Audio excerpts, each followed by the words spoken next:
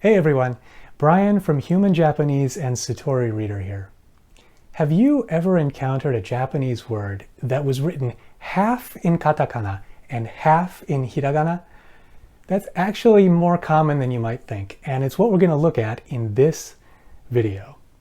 Before we get started, I want to give a quick thanks to Adam W., who is the reader on Satori Reader who most recently asked this question and prompted this video. So Adam, I hope this is useful to you and to everyone else who's watching as well. So just to be sure we're on the same page, let's look at a few examples of what I'm talking about. Here's a book that I found on amazon.co.jp. Take a look at that word moteru. Notice that the mo and te are written in katakana and the ru is in hiragana. That's actually just one word, so the writer decided for some reason to break it into two pieces like that. Here's another book that I found on Amazon, and take a look at the word dekai. Once again, the de and ka are written in katakana, and the i appears in hiragana. And one more just for good measure. This is a book that I was reading recently. It is from the novelist Miyabe Miyuki, and the name of the book is Dareka. But take a look at the word spatto. If you look that up in the dictionary, it would be just one word and it would all be written in hiragana.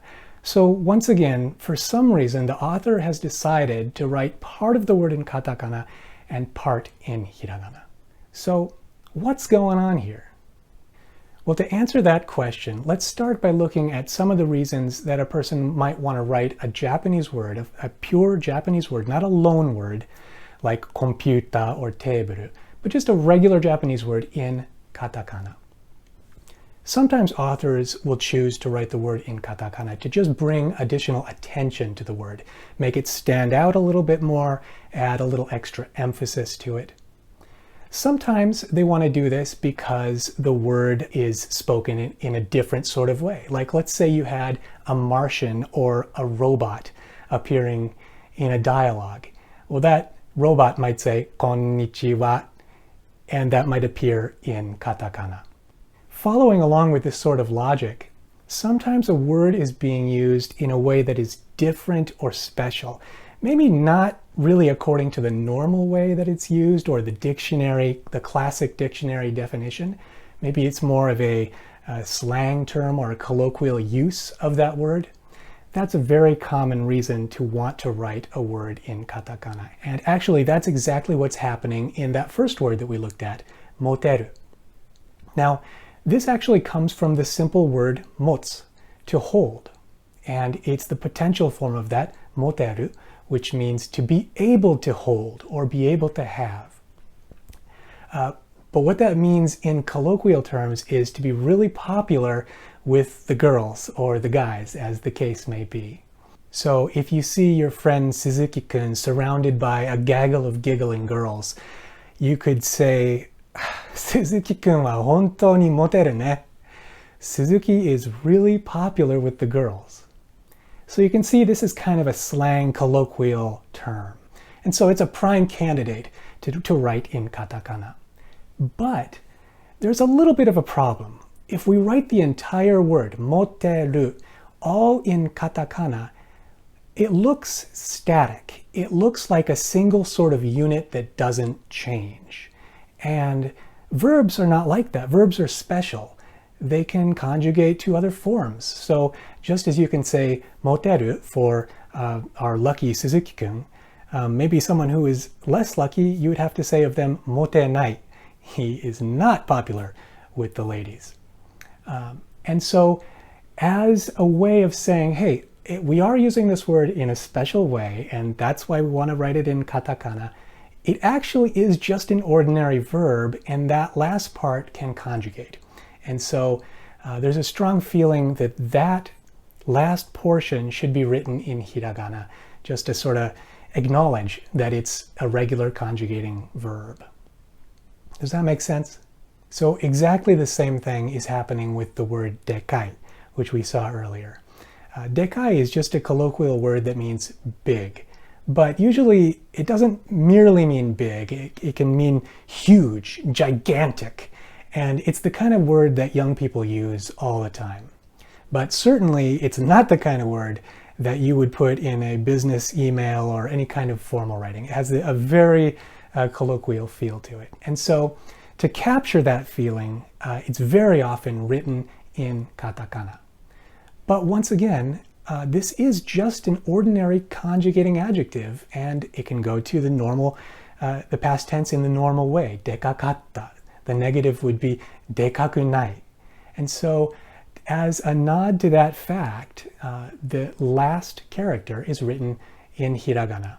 So try this example sentence on for size. あの犬見た? でかかったね. Did you see that dog? It was huge, huh? And so this is a great example of the first part being written in katakana to capture that colloquial feeling, and the last part, the conjugating part, that sort of structural, grammatical part, being written in hiragana. Does that make sense? So this basic principle will cover probably a good 50% of the places where you see words written half in katakana and half in hiragana. So let's now tackle the other 50%. To get there, we need to talk about mimetic words for a moment.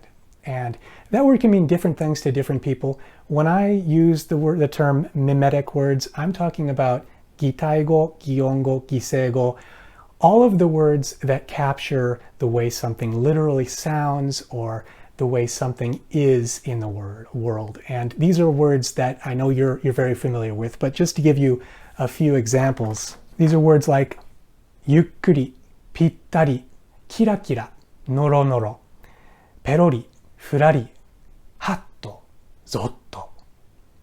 Okay, I gave you a big list there because, as you can see, they fall into certain patterns, and we're going to be looking at some of those patterns as we go along here. Now, an important thing to understand is that these are not colloquial terms. They're not slang. These are first-class citizens of the Japanese language, full-fledged, ordinary Japanese words. You could use any of them in any sort of writing. And if you look them up in the dictionary, they would all appear in hiragana. But you'll very often see them written in katakana. And there used to be a sort of convention where mimetic words that were literally imitating sound would be written in katakana and other words would be written in hiragana. And there is a little bit of that feeling left sometimes.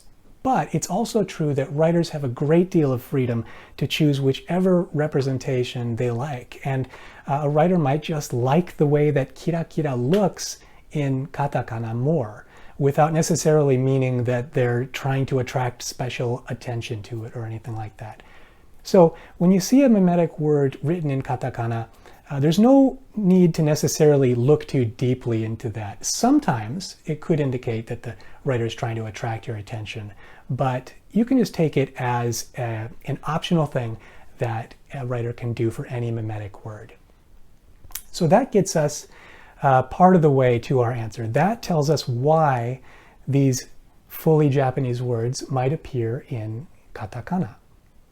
But it still doesn't tell us why a writer might choose to put them partially in katakana and partially in hiragana. And to answer that, we need to look at how to use these words in sentences. Mimetic words almost always serve as adverbs. In other words, they tell us how the final verb occurs. And so to jump into this and get the discussion really going, let's look at an easy example sentence. And in this sentence, I'm going to use the word kagayaku, which means to shine. 湖はキラキラと輝いていた. And that means the lake was glitteringly or sparklingly shining. So this kirakira tells us how the shining happens. And notice that it is aided by the particle to. This to works with mimetic words just to mark them and let you know clearly that this is the manner in which the verb happens. Okay? So kirakira to kagayaite ita. Shining in a sparkling way, in a glittering way. So the image is of a lake glittering in the sunlight. Just to make sure that we've got this, let's look at one more example. And in this example, I'm going to use the mimetic word goshi goshi. And this kind of means brushingly. It's vigorously scrubbing. So you could say, shawa no naka de karada o goshi goshi to aratta. In the shower, I scrubbingly washed my body. All right, I really scrubbed my body.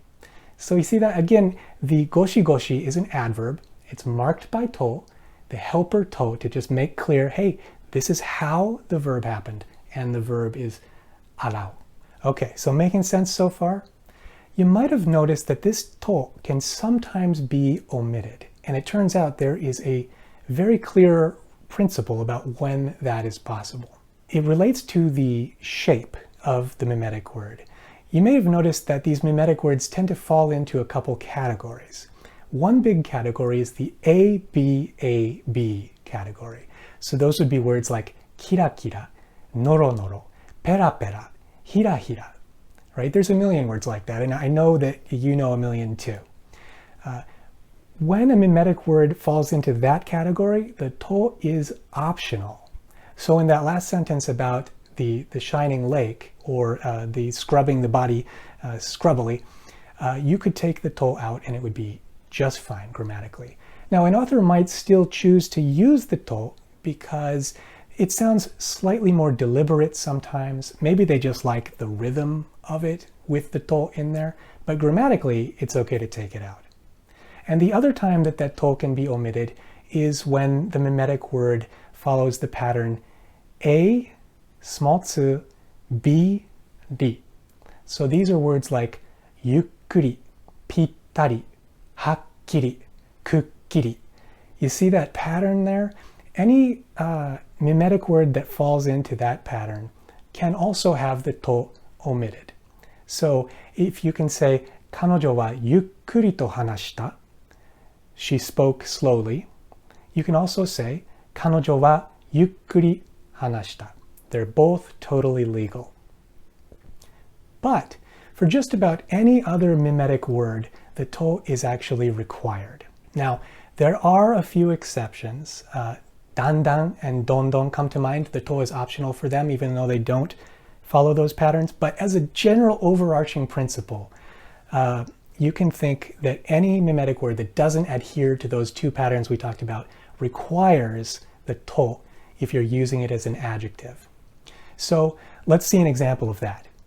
So in this example, I'm going to use the word gashang, which is something making a crashing noise. So try this one on. Jitensha wa gashan to taoreta. The bicycle fell over crashingly, or it fell over with a crash. So in this sentence, that to is required. We cannot omit it. So I've gone into all this detail for two reasons. First, I want you to understand how the to relates to the mimetic words and where it is necessary and where it's optional. And secondly, I want you to understand that it's not actually a part of the mimetic words, but rather just a helper particle. And the reason that that part is important is that there is a class of mimetic words where the to actually has been baked on, or baked into the word itself. Just to give you a few examples, these would be words like hatto, or zotto, or sotto, chanto, even the very familiar chotto. And if you look these words up in a dictionary, that to would actually be a part of the dictionary entry for those words. And that's unlike words like yukkuri or noro noro, even though they take to optionally. The to doesn't actually appear in the dictionary definition. So for these words, that to has sort of been welded onto the word. And in many cases, there really is no concept of it being the helper to anymore. It's welded on so strongly. When people use the word chotto, for example, they don't think that they're using the mimetic cho plus the helper particle to. It's just one thing. But some words still retain that sense that there's a mimetic part and then there is the helper part. And a really great example of that is hatto. Hatto means in such a manner that you would go ha with a start or with a sudden realization. And so, for example, the expression hatto suru means to go ha, to have a sudden realization. And so just right from there, you can see that clearly the mimetic portion is the ha. The to is just linking it into the rest of the expression. So that is a prime place where if a writer decides that he or she wants to write hatto in katakana, that ha part will appear in katakana, but the to is going to appear in hiragana, again, just as an acknowledgement that it is performing a grammatical role there. All right, so let's take a look at an example sentence that showcases that. 手紙の内容を読んでハッとした。I read the content of the letter and went, ha! I had a sudden realization. See how that works? It's not hatto suru, it's hatto suru. Even though if you looked up hatto in the dictionary, it would appear all as one piece, it's really hatto suru. And so for that reason, that to wants to appear in hiragana, even if the ha part is in katakana. Does that make sense? So if you think about it, the underlying logic here is actually very similar to what we saw earlier in the video. The sense is, look, even if you're writing a word in katakana for special stylistic effect, the part of that word that is serving a grammatical or structural function really ought to be written in hiragana. That's just sort of this strong feeling that people have. And it is the convention. And so that explains 99, if not 100% of the cases where you're going to see a word written halfway in katakana and halfway in hiragana. So as you see these going forward, and I think you're going to start to see lots of them now that we've talked about it, just keep these principles in mind, and I think it should make sense for you. So that's going to wrap up our discussion today. I know it was kind of a long one. I hope everything made sense. If not, if you have any questions, please let us know in the comments below. And if you're looking for Japanese reading material that has this kind of discussion baked in, then please check out satorireader.com. We work really hard to anticipate the kinds of questions that people might have as they're reading stories and proactively add those kinds of notes. So take a look. And if you're still in the earlier stages of your studies, then check out our Human Japanese series as well. Either way, it was a lot of fun. I hope you enjoyed it, and we'll see you next time.